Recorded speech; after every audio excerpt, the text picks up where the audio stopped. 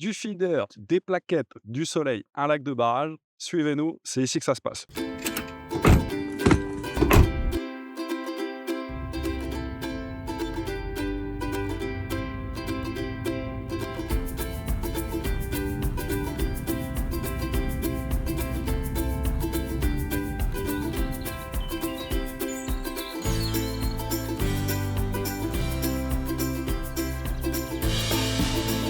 En début de pêche, c'est propre.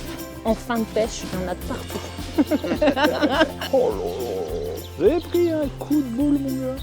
Un road tank du Seigneur.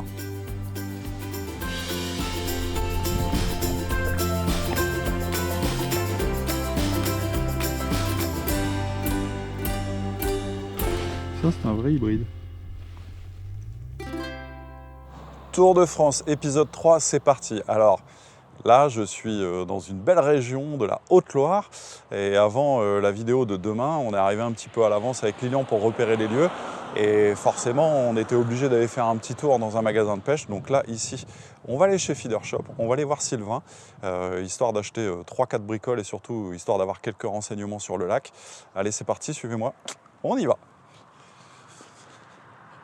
Tadam! Alors Feeder Shop qui ne fait pas que du feeder, mais bon, nous comme on va pêcher au feeder, bienvenue dans l'antre de Sylvain. Donc là, voilà, on est ici à Parigny, donc en Haute-Loire, et les gens du coin ont la chance en fait d'avoir un très très beau magasin de pêche, donc ultra bien achalandé, donc vous pouvez acheter sur internet et également sur place, il y a une boutique physique, et pour nous en fait qui sommes des pêcheurs, c'est un peu compliqué, on est obligé de garder les mains dans les poches parce que franchement on a envie de tout acheter. Donc on va aller dire bonjour à Sylvain, on va regarder un petit peu le rayon des amorces, on va aller regarder un petit peu le rayon Preston au cas où en fait il me manquerait 3-4 bricoles. Et puis on va boire un petit café sûrement et allez c'est parti. Salut Sylvain! Salut les gars. Tu vas bien? Ouais, Sylvain. ça roule? Bon, on est dans le quartier pour le Tour de France épisode 3, donc on va aller pêcher le lac de Villeray. Vous avez de la chance, il fait beau. Ouais, il fait beau. Ouais, là on est fin de l'hiver, début du printemps. Bon, ici en fait le printemps est un peu plus avancé que chez moi parce que les cerisiers sont en fleurs, les oiseaux chantent et puis les gens sont bronzés. Et puis voilà quoi. Donc demain on va à Villeray. Ah, vous allez vous amuser, je pense. Ouais, un très très beau lac que moi j'ai pêché une seule fois au mois d'octobre, il était très bas. Et là on me dit en fait qu'il est très haut. Donc c'est bien parce que j'avais pas pris mon matériel d'escalade, donc ça va être chouette quoi. Ça va te changer parce que deux paysages totalement différents. Ouais, et qu'est-ce Il y qu'on a risque... connu en bas et- ouais, et qu'est-ce qu'on risque de prendre comme poisson? Principalement des gros yeux, des plaquettes, quelques rotangs, des gardons. Eh ben, Tu cool. pourras tomber sur 2-3 poissons surprise, mais Voilà. les carassins sont pas encore sortis d'après les infos. C'est pas sorti. Il arrive de piquer des carassins, des carpeaux, mais là pour l'instant pas encore. L'eau est encore assez froide. On a eu 2-3 crues il y a 15 jours. Ouais. Mais il se fait des belles pêches. Il y a eu un feeder tech il y a 15 jours avec des scores plus que honorables. Ça se gagne à 18 000 le deuxième jour. Sachant que quand il y avait 10 gars alignés, donc j'étais surpris du score. Moi je m'attendais à une gagne à 6-7 000. Non, c'est très Ouais. bon. Villeray est vraiment poissonneux et il y a de quoi s'amuser à n'importe quelle période. Bon, en gros, en fait, là, ça sent le paradis. En tout cas, ce qui est chouette ici, c'est que vous pouvez venir passer des vacances, c'est le but. Donc demain, on vous fait découvrir tout ça, vous allez voir, il y a de l'infrastructure. Et surtout, si vous avez oublié votre matos, il y a Sylvain, vous pouvez venir faire vos courses ici. Ça va être cool. Vous avez de la place, on a tout. Ouais. Surtout pour les fans de la marque Preston. Et Sonu, On va aller Et voir le c'est rayon, lui moi j'ai hâte aussi. de voir le rayon. Je pense que là, il y en a qui vont baver. bon, Allez, on va voir le rayon. C'est parti. C'est parti. je vous laisse faire un feu. Alors là, on rentre, les rayons, parce que ici... Donc là, on rentre dans le rayon Preston, où on a un univers absolument complet. Donc c'est-à-dire que 100% du catalogue est disponible. Donc ça, c'est chouette. Donc il y a tout, il y a des cages feeder, parce que bon, les lacs de barrage, souvent, on perd un petit peu de matos, parce que bon, il y a des blocs rocailleux, etc. C'est pour ça qu'il faudra bien sonder. Mais en tout cas, ici, il y a tout ce qu'il faut. Il y a des flotteurs, il y a des vêtements, il y a même des bonnets qui, normalement, en fait, nous serviront plus. Et puis, voilà, puis après, il y a toutes les grandes marques que vous pouvez, en fait, trouver ici, absolument tout. Donc, vous pouvez partir en vacances, juste avec un petit siège feeder. Comme ça passe crème dans la voiture, personne ne voit rien. Puis vous venez faire des petites courses ici, histoire d'acheter tout ce qu'il vous faut pour aller pêcher. Et côté feeder, tu l'utiliseras pas demain? Alors, côté feeder, oui. En fait, sur ces pêches-là, pour moi, en fait, il y a deux cages qui se détachent. Donc, les X-Mesh et les window feeders, clairement. Donc les X-Mesh, ça va vraiment en fait apporter une distribution différente. Et dans les window feeders, on a deux choses. Donc on a des choses ouvertes et on a des choses en fait fermées. Alors, en fait, ça dépendra vraiment et des profondeurs d'eau et du type d'appât qu'on va utiliser. Moi, je trouve que dans les lacs comme ça, ce qui est assez sympa, en fait, c'est la version fermée, parce que ça permet de mettre des aiges vivantes, comme des asticots, des pinkies. Surtout, aborder la descente de manière correcte et éviter d'en foutre partout, parce que si on est amené à pêcher dans des grandes profondeurs, parce que bon, les lacs de barrage, ça peut être vite profond. Là, j'ai entendu dire que certains endroits en fait, du lac, on a 45 mètres de fond. Alors, on ne pêchera pas dans 45 mètres d'eau, mais en tout cas, si on est à pêcher entre 5 et 10 mètres d'eau, les windows fermés, en fait, ça peut être bien pour pouvoir en fait, justement descendre le fret très rapidement et éviter de se faire intercepter au passage par les petits poissons qu'il peut y avoir en l'air, parce que c'est aussi très riche en ablettes normalement. Et bon, moi j'ai pas envie de prendre des ablettes, donc ça c'est un 60 grammes, je le remets. En tout cas, X-Mesh et window, je pense que là en fait le choix est parfait. Et après, au niveau des hameçons, on va regarder ça, je pense que c'est à côté. Alors les hameçons, enfin mais moi en fait, moi je veux des hameçons montés, Lilian, tu sais, j'ai pas... Moi, j'aime pas, j'ai pas envie de me prendre la tête. Alors, qu'est-ce qu'on a? Donc, on a des N20 et on a des N30. Moi, je pense que N30 en 16, N30 en 18, ça peut être très bien. Surtout que là, en fait, on a 13 centièmes. Là, l'eau est froide, donc ça suffit. Et après, en fait, si vraiment, en fait, ça se complique, des N20 en 18 et des N20, en fait, en 16, ça sera très bien. Sachant que là, on a un diamètre de nylon qui est un peu plus fin, donc on a 11 centièmes, 13 et 11 centièmes, et surtout, dans la bobine, on a 10 bas de ligne montées, ça permet de faire une bonne journée, en plus c'est pas très cher. Ça permettra de compenser les raccros. Ouais, compenser les raccros, et puis de toute façon, honnêtement, et je le dis, hein, moi je préfère acheter un rouleau de bas de ligne tout fait d'1 mètre qui est ultra bien monté, et pour le prix, en fait, vous allez avoir le prix du fil des hameçons que vous souhaiteriez acheter de manière indépendante. Mais ce qui n'a pas de prix, c'est le temps passé. Bon, là, en fait, là, vous prenez juste la bobine, c'est ultra bien monté. En plus, tout est marqué dessus. Donc, au pire, vous pouvez en fait recharger votre bobine si l'hiver prochain, en fait, vous souhaitez faire des bas de ligne d'avance. Et puis, c'est très bien. En plus, le système réévaluation est vraiment top. Ça flotte comme ça, en fait, si la bobine tombe à l'eau, au moins on peut la récupérer à l'épuisette. Et puis voilà. Et après, on peut aller voir les amorces. Lilian, je ne sais pas ce que tu en penses.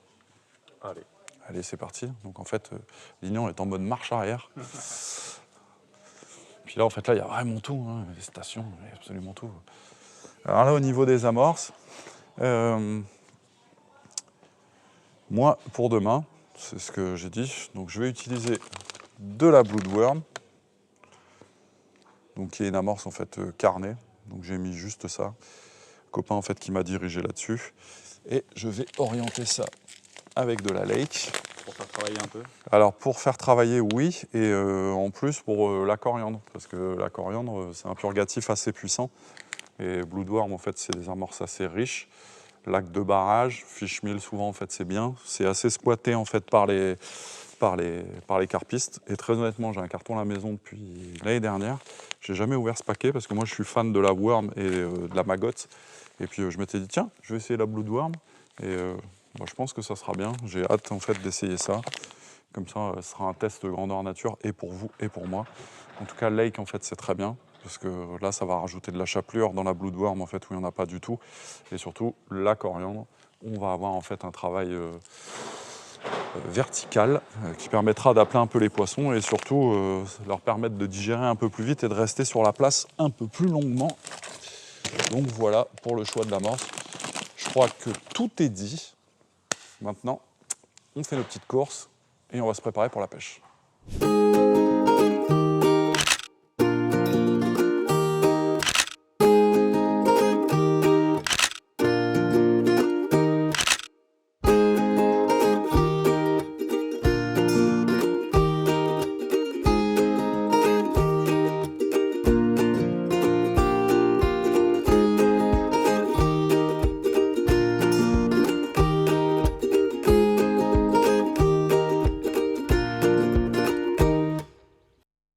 En train de pomper sur Pauline, savoir ce qu'elle a fait. Alors, Aujourd'hui, pour les amorces, avec Pauline, on a fait 2 choses diamétralement opposées. Alors, c'est un lac de barrage, j'ai entendu dire qu'il y avait des carpistes. Donc, moi, je suis parti sur une stratégie un petit peu positive, on va dire. Donc, plutôt fishmeal. Je croise les doigts parce que le mélange que j'ai fait, c'est vraiment fishmeal. Et bon, a priori, il y a quelques moustachus qui nagent là, donc on verra bien. Sinon, je regarderai Pauline, je vais voir comment elle fait. Donc, moi, j'ai fait 2 parts de Super Crush Bloodworm et 1 part de So Natural Lake. La Bloodworm, je la découvre parce que j'avais un carton à la maison. Et puis, il y a Stéphane Jacob qui pêche beaucoup avec ça. Et il m'a dit, tu devrais essayer, grand, c'est vraiment pas mal sur les plaquettes. Donc, j'ai dit, allez, banco. En plus, j'ai pas pu prendre beaucoup d'affaires, mais comme d'habitude, moi, je prends jamais beaucoup d'affaires. Donc, j'ai fait confiance. J'ai mis ce mélange, en fait, dans le camion. J'ai mouillé. Donc, c'est une texture qui est assez sympa parce qu'on a une granulométrie pas trop fine, pas trop grosse. Ça a l'air assez lourd. J'ai jeté une boule au bord, ça tombe, il n'y a aucune particule qui monte. Donc, on verra bien. Mais Pauline, comme elle connaît très bien le secteur, vu qu'elle y pêche assez régulièrement pour s'entraîner en vue de ses championnats et toutes ces choses-là, elle a choisi quelque chose de complètement différent, mais qui me plaît beaucoup parce qu'il y a une association qui est vraiment dingue. Alors Pauline, est-ce que tu peux nous dire en fait ce que toi tu as préparé pour aujourd'hui? Alors moi aujourd'hui j'ai préparé de la Sweet Skimmer Dark Ouais, et de la DM Natural Chenvi Coriandre. d'accord. Et pourquoi tu as fait ce mélange?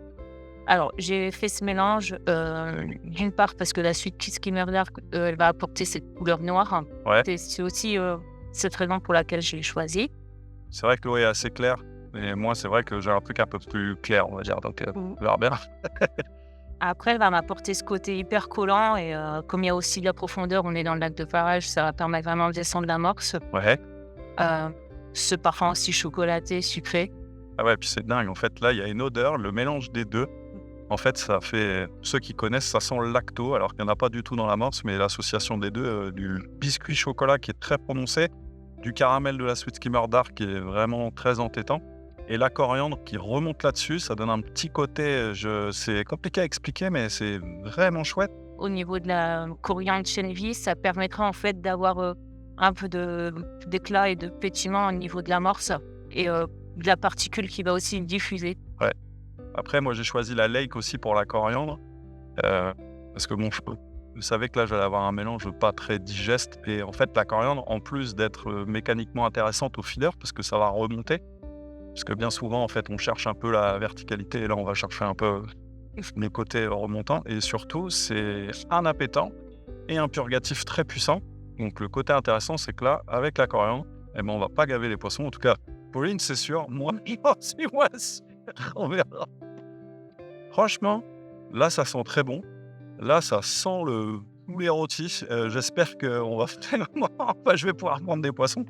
Parce que, là, ce qui est bien, c'est que là, sur la phase de test, même pour vous, ça permettra de voir un petit peu ce qu'on peut prendre. Mais en tout cas, super choix, je valide. Moi, je le referai. Merci, Pauline, pour cette découverte. Bon, allez, on y va? Allez, Parce que moi, j'en peux plus, là. Hein, allez, il faut pêcher. Allez, salut. du coup, au niveau de l'amorçage, j'ai mis juste 5-6 cages pour commencer. Pour pas non plus trop gaver les poissons. Je verrai au fur et à mesure. J'ai amorcé avec ma cage que je vais pêcher, donc une cage ouverte. Et je vais alterner aussi avec une petite cage Windows. Je vais changer de cage au moment où je verrai si j'ai des fausses touches éventuellement, ou si j'arrive pas à prendre les poissons, ou à contrario de ça, si ça s'accélère et s'il faut mettre un peu plus à manger. Au niveau du badline, je vais partir sur du 1 mètre. C'est ce que je fais en général en standard. Tous mes badlines sont montés en 1 mètre et après en fonction de la pêche, je vais ajuster. Soit raccourcir, soit rallonger au besoin. Mais je me dis que 1 mètre, ça passe partout en fait. Au niveau de l'hameçon, j'ai mis un 16 et un badline en 12. Et bien là, j'ai mis 2 petits vaseux et puis un pinky. Du coup, je vais aller pour commencer avec parcimonie au niveau du coup des èches. Je vais mettre juste quelques pinky vivants, quelques casters et j'ajusterai en fonction de la pêche.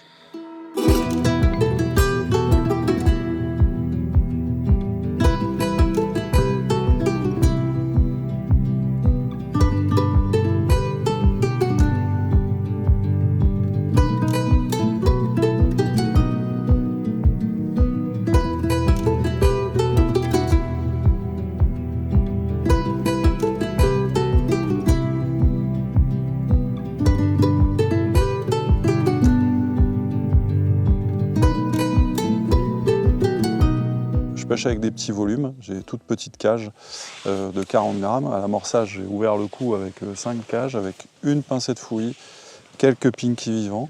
Et puis on va bien voir en fait ce qui se passe. Ce qui est rassurant pour moi, c'est que là, il y a un cormoran qui vient de faire ses courses sur la ligne qu'on a choisie avec Pauline.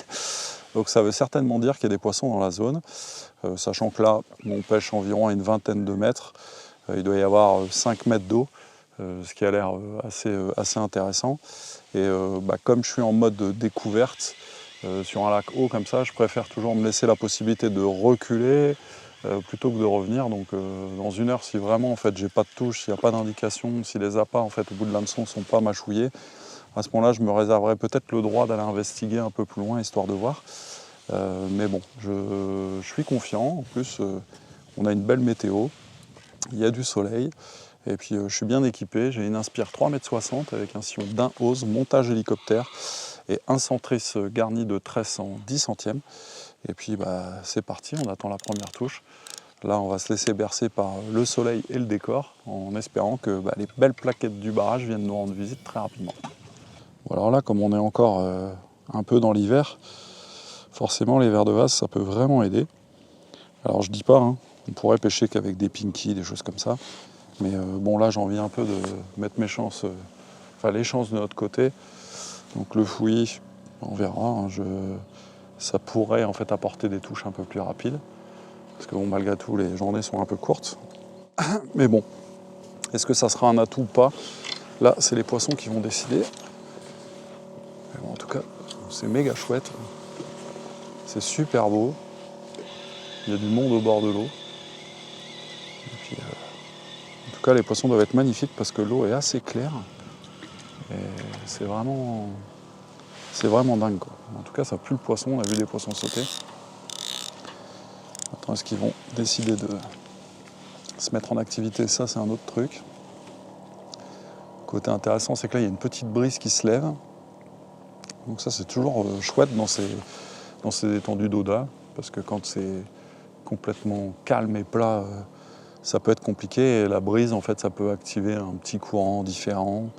Ça peut mettre en appétit les poissons. Donc on va voir, quoi. Mais quelques vaseux, un petit peu de fouillis du week-end dernier, quelques pinky. Donc c'est une approche qui est assez simple. En plus, Pauline, à côté, elle ne pêche qu'avec des èches, qu'avec des pinky et un petit peu de caster. Donc elle est confiante. Et puis ça prouve que de toute façon, on pêche de loisir, on n'a pas forcément besoin de se casser la tête avec certaines èches. Mais bon, le fouillis et les vaseux l'hiver, sur les plaquettes, c'est quand même normalement un facteur en fait qui est déterminant. Mais bon, on verra qui a raison. Alors j'espère que Pauline aura raison, comme ça tous ceux qui détestent le fouillis se diront ça sert à rien. Mais bon, bref, en tout cas, qu'une hâte, c'est de voir le sillon plié. Alors en fait, j'ai choisi le montage hélicoptère pour la simple et bonne raison, c'est que je pense que dans une phase de découverte d'un plan d'eau, surtout au feeder, le montage hélicoptère est un peu ce qui est le plus passe-partout 4x4. Et en plus, comme c'est des plaquettes, c'est un montage qui leur convient assez bien. Les eaux sont encore assez froides, c'est un montage qui est assez sensible, donc qui devrait moins éveiller en fait la suspicion des poissons lorsqu'ils viendront en fait manger l'hameçon. Et puis surtout, je le répète, pour les gens qui n'ont pas l'habitude de pêcher au feeder, c'est un montage avec lequel vous en mêlerez jamais, même si vous lancez pas très bien, si vous touchez pas le clip franchement. Donc c'est plutôt bien. Alors après, Pauline, je pense qu'elle pêche avec une potence, mais bon, Lilian ira lui demander. Mais c'est bien, on va pouvoir comparer aussi les styles. Mais sur une phase de découverte, en tout cas au feeder, moi je privilégie en fait le montage hélicoptère. Non, j'ai accroché dans les cailloux. T'as beaucoup de cailloux en France. Ouais. Plus à partir de l'arbre. Là, c'est, y a plus pas du sable, mais c'est tous des petits cailloux. Les plus gros accros, ils sont un peu après.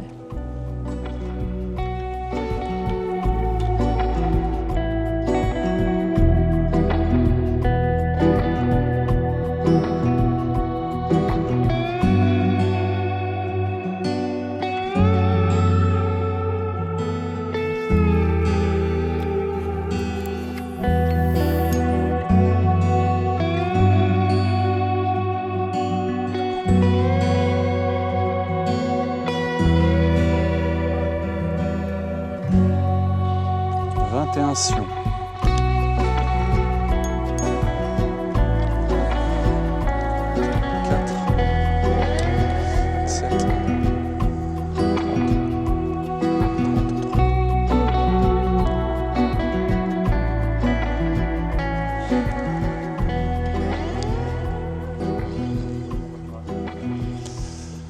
Juste pour aller jeter une ou deux cages derrière. Parce que là, pour le moment, à 23 mètres, il n'y a pas de touche. Et je soupçonne en fait les poissons d'être un peu plus creux. Parce que l'eau est assez claire et il est possible qu'ils soient dans un peu plus profond. Avec le soleil qui est vraiment au zénith. Et l'eau un peu claire. Donc je vais tenter. Je vais jeter 2 ou 3 cages. Je vais pêcher dessus et de toute façon, si c'est la bonne distance, je vais tout de suite le savoir, je vais avoir une touche tout de suite. Et si c'est pas la bonne distance, bah, je reviendrai en fait sur mon coup à 23 mètres. Et de toute façon, j'aurais pas massacré, je dirais, le coup principal, parce que comme je vais pas aller faire un tas là-bas, au moins, voilà, je laisse les chances de mon côté. Et puis pendant ce temps-là, Pauline continue à pêcher cette distance. Et puis bah, dès qu'elle aura une touche, si elle a une touche, et ben, à ce moment-là, je reviendrai, ça sera le signal. Et puis bah, si j'ai pas de touche là-bas, et que Pauline n'a toujours pas de touche, je rajouterai à nouveau 5 ou 6 mètres, jusqu'à temps qu'on trouve les poissons. Parce que ça, c'est la prospection, et ça, c'est la force du feeder, c'est qu'il faut prospecter. Mais d'abord, avant d'amorcer là-bas, je vais jeter la cage, je vais tirer, parce qu'il ne faut pas non plus en fait, pêcher sur un caillou et tout laisser. Donc je vais d'abord un petit peu gratter pour voir. Et si le fond me plaît, je valide cette distance. Si ça ne va pas, je rajouterai, je retirerai un petit peu en fonction de la qualité du fond. Parce que là, il faut quelque chose quand même d'assez propre. Éviter en fait les grosses pierres. Ce que j'ai en fait sur le coup initial que j'ai choisi, que je n'avais pas en fait détecté sans hameçon. Mais l'hameçon en fait a tendance à se prendre sur une grosse pierre, alors sur un caillou un peu plus solide. Et je me demande si la présence de ces cailloux un peu gros serait pas gênant sur le fait que les poissons rentrent, mais je pense que la condition première, à mon avis, c'est la luminosité et la couleur de l'eau, donc je vais aller sonder. Donc là, comme je l'ai dit précédemment, je vais jeter ma cage à la distance que j'ai reclippée. Ça touche l'eau. 1, 2, 3, 4, 5, 6, 7, 8, 9, 10, 11, 12, 11 et demi. C'est-à-dire que là, il y a quasiment 3 mètres d'eau de plus que le plus court en ayant rajouté 10 mètres. Donc maintenant, bah là, ça a touché le fond. La cage glisse. En plus, j'ai mon bas de ligne. Donc il n'y a pas l'air d'y avoir d'obstacle. Donc je vais recommencer là, rapidement. Donc, ce que je vais faire, c'est que je vais mettre des pinkies vivants au milieu de la cage, histoire d'allumer le coup le plus vite possible, parce que les pinkies vont pousser la morse, ils vont venir en fait se répandre sur le fond. Et s'il y a quelques plaquettes qui nagent dans le quartier, de toute façon, on va le savoir tout de suite. C'est-à-dire que théoriquement, à la deuxième cage, si les poissons se trouvent vraiment là-bas, je vais tout de suite avoir des indications et peut-être même prendre un poisson. En revanche, s'il n'y a pas de touche, là, il va falloir se gratter un peu la tête. Mais le truc, c'est de vraiment trouver la bonne profondeur d'eau dans ces lacs-là, parce que des fois, ça se passe dans 2 mètres d'eau, des fois, ça se passe dans 10 mètres d'eau, 11 mètres d'eau. Là, il n'y a pas trop de règles, mais il faut vraiment pouvoir être réactif et pas rester endormi sur sa station en se disant « les poissons vont venir à nous ». Parce que la pêche au feeder, c'est pas ça. Hein. Les poissons ne viennent pas à vous, c'est à vous à aller aux poissons. Et ça, c'est une règle ultra importante. Je l'ai.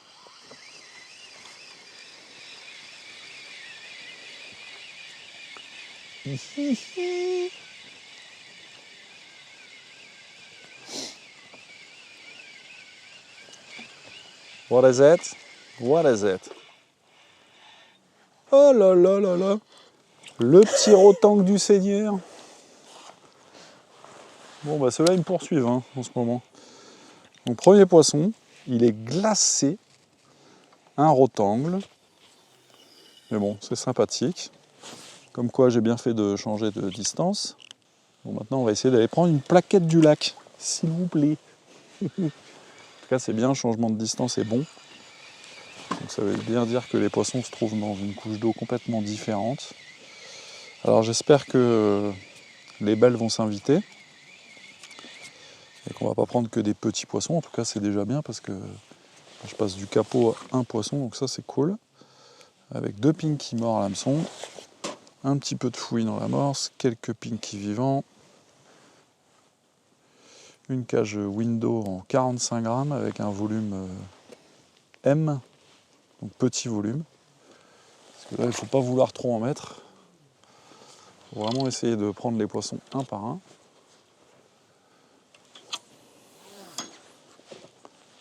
Bon, la suite au prochain épisode. Prochain épisode. On verra bien en tout cas. 5e lancé, un poisson. Déjà 3 touches, donc ça c'est pas mal. Yes, fish on.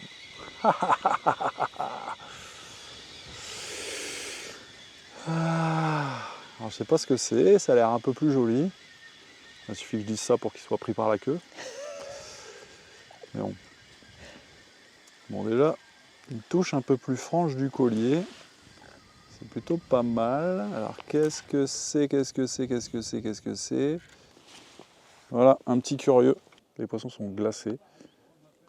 C'est assez marrant en fait qu'ils se tiennent dans des couches d'eau aussi froides, mais bon, il doit y avoir une raison que je ignore.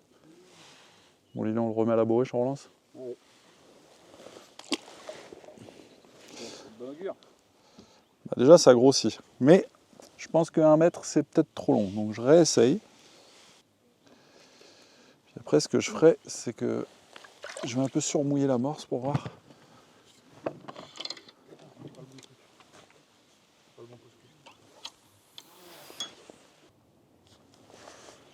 Ah, raté. Oh là là, j'ai pris un coup de boule, mon gars. Je suis mauvais, je suis mauvais, je suis mauvais. Encore une touche ratée. Un truc que je comprends pas. Donc soit le bas de ligne est trop long, ou alors la position de la canne n'est pas bonne. Et avant de changer la longueur du bas de ligne, donc là, je vais mettre radicalement la canne sur la droite. Parce que ça, des fois, ça peut vraiment faire le taf.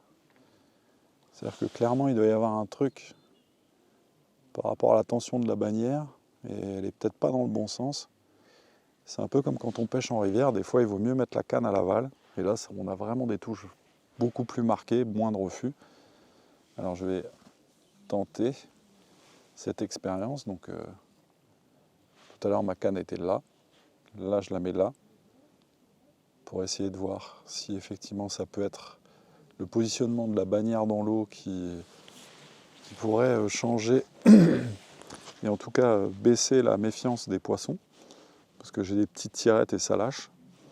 Alors, je ne sais pas si c'est des plaquettes, je ne sais pas si c'est des rotangles à nouveau, mais voilà, donc il y a 2 choses. Soit la canne n'est pas positionnée au bon endroit, ou le bas de ligne est trop long, donc, ou trop court. Mais bon, là en l'occurrence, je pense que ça peut être trop long. Mais avant de faire quoi que ce soit, en tout cas pour le bas de ligne, dans ma recherche d'informations, je positionne en fait la canne de ce côté-là, et on verra si ça peut en fait déclencher des vraies belles touches, ou si ça ne change rien, bah là dans ces cas-là, je remettrai, enfin en tout cas je prendrai mon bas de ligne, je diviserai en 2, donc je passerai de 1 mètre à 50 cm, comme ça histoire d'avoir un choix un peu plus radical, et puis on verra bien. Mais déjà dans un premier temps, je vais pêcher comme ça 5 minutes.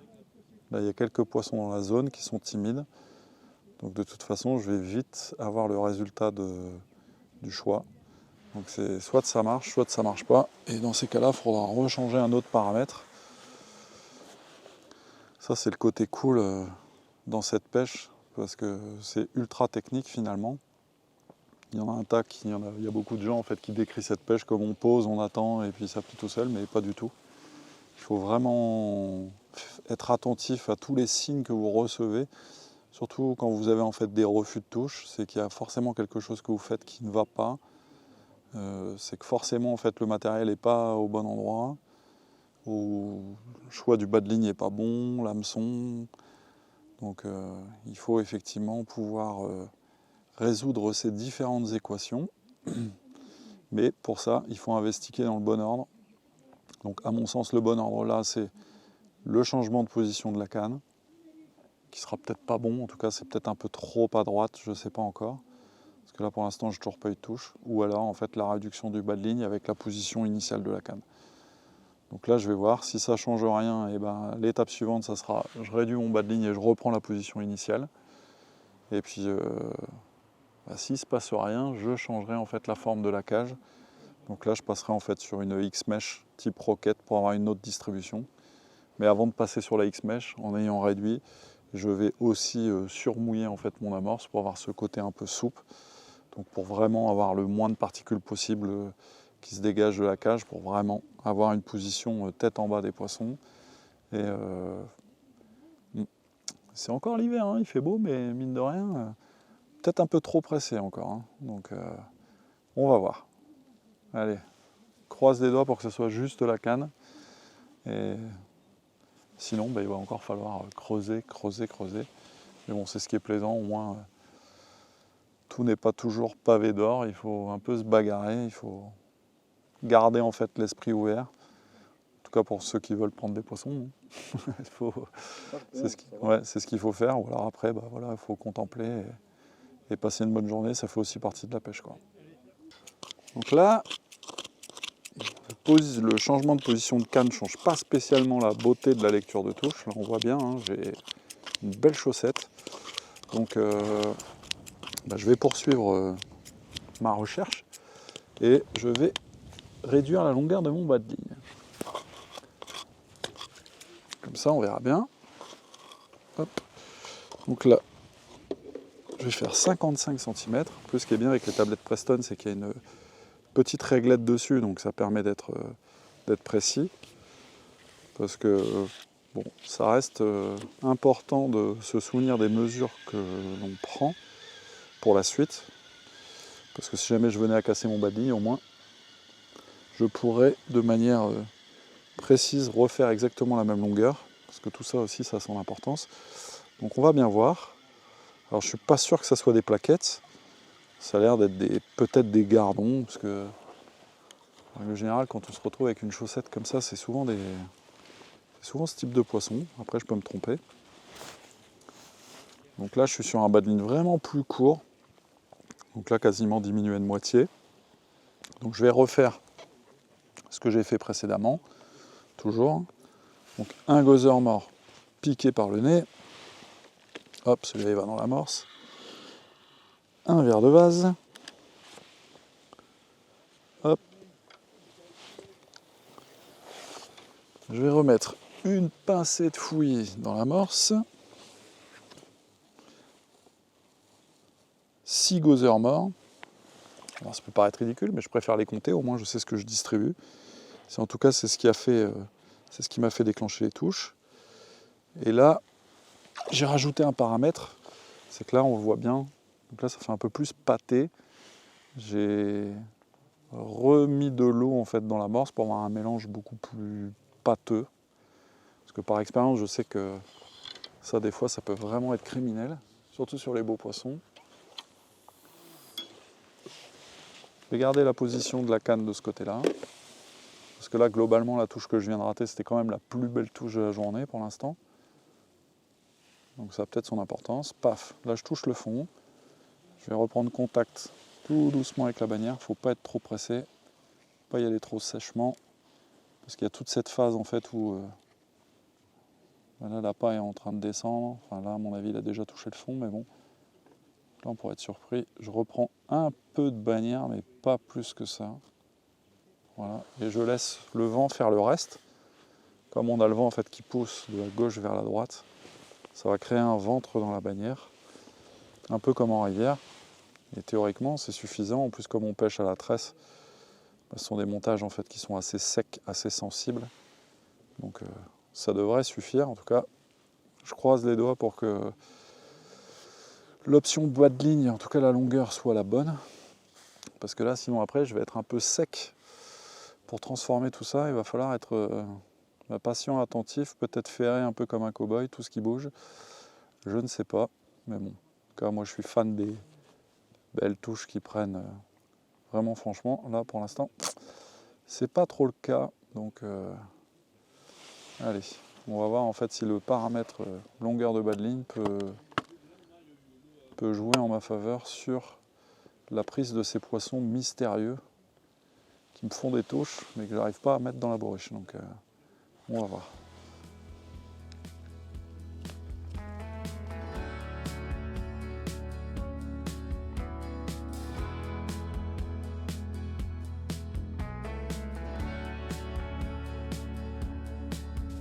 Ça a l'air d'être une plaquette. Oui, oui, oui.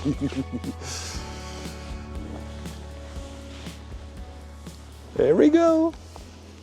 Youchla. Et voilà, la première plaquette du lac de Villeray. Bon, il a fallu bosser, hein. Mon Dieu. Elles se méritent, mais elles sont belles. Voilà, donc on va vous présenter ce joli poisson. Je suis tout seul, parce que je ne suis pas Alain Delon, je ne parle pas à la troisième personne du singulier quand même. Donc, eh ben après beaucoup de recherches, finalement, donc le bas de ligne de 55 cm, ça a l'air d'être la clé. Le fait d'avoir un peu surmouillé l'amorce, ça a l'air d'être une clé aussi. Donc ça permet de prendre la première plaquette de Villeray. Je vais la mettre dans la bourriche, elle est glacée, elle m'a fait une touche magnifique, je suis ultra content. C'est parti en espérant maintenant en empiler plein. En tout cas, c'est magnifique, la pêche est ultra intéressante. Alors, comme d'hab, hein, c'est jamais facile, mais moi c'est ce qui me plaît. Et puis voilà, donc règle numéro 1, ne pas hésiter à changer de distance, surtout dans les lacs de barrage. Ce qui est ultra important, c'est la profondeur d'eau, parce que les poissons se situent dans des couches d'eau et puis ils ne viendront pas à vous, c'est vraiment à vous à y aller. Quand vous ratez des touches, avant de changer quoi que ce soit, changer la position de la canne, là c'était pas le cas.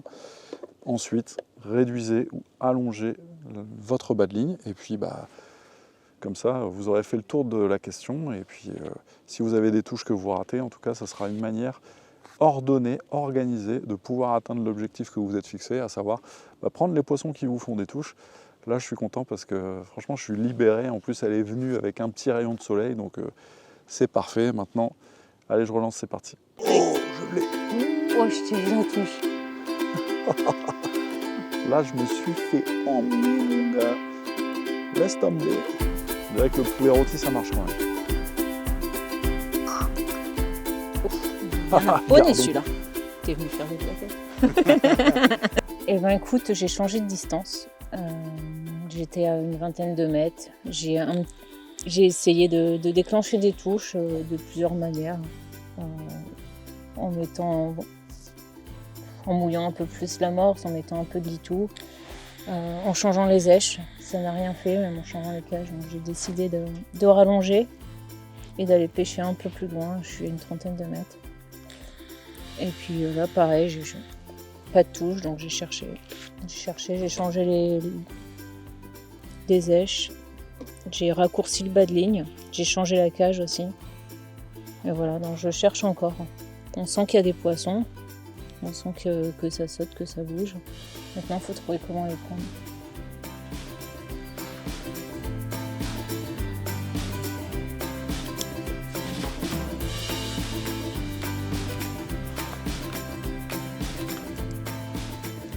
Tu sais quoi? Un pinky enfilé sur l'hameçon. Je voulais le faire, tu sais, un peu comme à la mer quand on enfile des arénicoles. Débile. Franchement, débile. Je m'étais dit, si les prennent, ils aspirent comme ça, et ben je vais l'enfiler. Ah, ça fait mal au cœur. Moi qui rêvais de pêcher avec un hameçon de 12 et de 8 héros. C'est quoi? Un rotangue du Seigneur. Ouh, décroché dans la puge.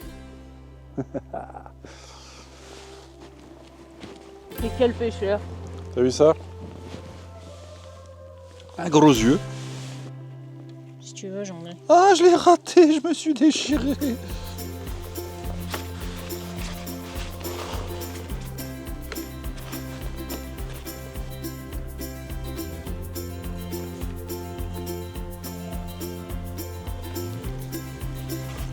Bueno.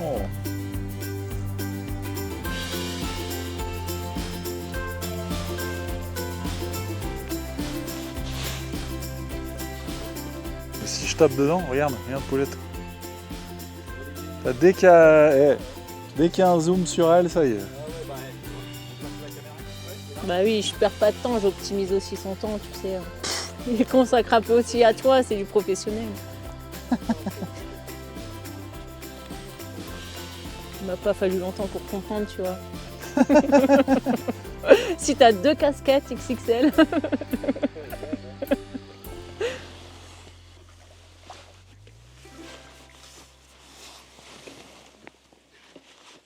La moyenne de Pauline est quand même nettement plus grosse. Hein. C'est le talent. C'est la sweet skimmer. J'emprunte ton dégorgeoir, Olivier. Hein. Qu'est-ce qu'il y a? J'emprunte ton dégorgeoir.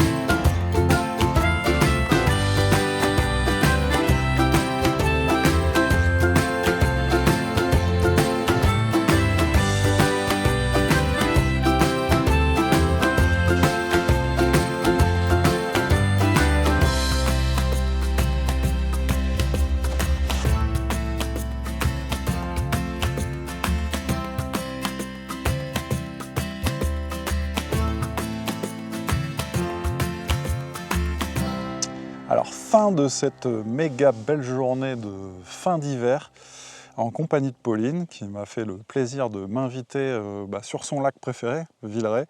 Franchement, on s'est régalé. On a passé une bonne journée, Pauline. Hein. C'était génial. Ouais, alors, ça a été très compliqué à mettre en route. Les poissons n'étaient pas comme comme l'endroit où ils sont d'habitude, c'est-à-dire que habituellement, tu me disais que ça se pêchait dans 5 mètres d'eau. Là, il a fallu un petit peu batailler, gratter. C'est ça. Mais bon, c'était chouette. On a pris des beaux poissons. Comment t'as abordé le truc, toi, Pauline, du coup? Et au vu des poissons qui ne répondaient pas du coup à cette distance de 20 mètres et puis 5 mètres de fond, on s'est vu à rallonger tous les deux et on a commencé à avoir quelques touches. Après, il a quand même fallu batailler sur les tailles de cage, sur les èches, sur les amorces. Enfin, vraiment, en fait, il a fallu vraiment chercher les poissons. Ouais, c'est vrai que c'était pas un truc guinguette, mais moi, franchement, je me suis régalé parce que on sent que le lac est farci de poissons, il y a un tas d'espèces. Alors, on s'attendait à prendre que des plaquettes, mais bon, on a pris des rotangs, des hybrides, des gros yeux, des gardons, des plaquettes. Et je dis bien des, parce qu'on a eu la chance en fait de croiser la route de beaucoup de poissons. Bon, il a fallu se battre, c'est bien, c'est ce que je dis dans la vidéo. Au feeder, les poissons, ils viennent pas à vous, c'est à vous aller aux poissons, donc il faut réagir. Et franchement, c'était bien. Et moralité, les vaseux, le fouillis, ça n'a pas fait la diff. J'ai même envie de dire que finalement, j'étais le seul à mettre du fouillis et ça avait tendance à effrayer les poissons plutôt que de les attirer. Et ce qui était bien, en tout cas pour moi, c'était des pinky vivants à bloc. Et toi, Pauline, à un moment donné, tu as fait un truc qui a fait un peu la diff sur la taille des poissons. Ouais, c'était beau à voir. J'ai coupé un peu de terreau, vraiment pas grand-chose. Un peu de terreau, un peu de casse-terreau au travers. Ouais. Et c'est vrai que ça a permis de grossir les poissons. Ouais, c'est clair. Et puis en plus, sur l'amorce, un truc fou. Alors, même si on avait un montage différent, moi, je suis venu avec un hélicoptère parce que j'aime bien pêcher à l'hélicoptère sur des plans d'eau que je découvre. Alors, Je découvre le plan d'eau dans cette config, parce qu'il y en a certains, je suis venu faire le festival de Mars l'année dernière en mois d'octobre, et on pêchait à peu près 80 mètres plus bas avec un mur comme ça, bref, ça n'avait rien à voir. Et donc là, pour la découverte hélicoptère, moi, la farine de poisson, bah, ça n'a pas fait plus de différence que ça. Alors, j'ai pris un peu plus de poissons peut-être que Pauline, mais des plus petits poissons. En revanche, Sweet Skimmer Dark et DM Chenvi coriandre, ça, celui-là, il va rentrer sur mon carnet parce que ça, c'est un mélange qui déglingue. Et puis, bah, Pauline, c'est bien parce qu'elle découvrait le truc et puis finalement, ça t'a plu, quoi. Carrément, ouais. Qu'est-ce qui t'a plu, en fait, dans cette amorce? Et ben vraiment, cette texture. Avant tout, on va dire cette odeur, parce qu'en fait, j'ai eu vraiment cette odeur de chocolat qui était là toute la journée à côté de moi. Et je crois que les plaquettes, elles aiment bien le chocolat, définitivement. Effectivement, ouais, je pense que ça a aussi apporté un gros plus. Et puis la texture vraiment ultra moelleuse, en fait, qui est apportée par cette chapelure. C'est clair. Moi, j'ai eu en fait l'odeur de farine de poisson, poulet rôti toute la journée. C'est quand même moins cool, surtout quand on a mangé un sandwich et qu'on se bouffe les doigts. C'est pas terrible. En tout cas, bref, pour moi, la saison Tour de France 2026 est lancée. J'ai commencé en beauté, je commence en beauté avec Pauline, et puis j'ai hâte du prochain épisode. En tout cas, Pauline, je te souhaite une méga belle saison, parce que je sais que tu as plein de gros championnats qui arrivent, et puis j'espère que cette vidéo t'aura plu et que ça te donnera envie d'en faire encore plein d'autres avec Lilian. C'est sûr, c'est sûr, j'ai déjà hâte. C'est cool. En tout cas, merci. N'hésitez pas à mettre un petit commentaire, à liker, à vous abonner à notre page YouTube. C'est gratuit. Surtout, ça ne vous coûte rien. Vous pouvez y aller. Donc, on a également Facebook, Instagram et pour les plus jeunes d'entre vous, TikTok. Il y a plein de contenus sympas. À bientôt. À bientôt, Pauline, et merci. Salut et à bientôt. Ciao. Salut.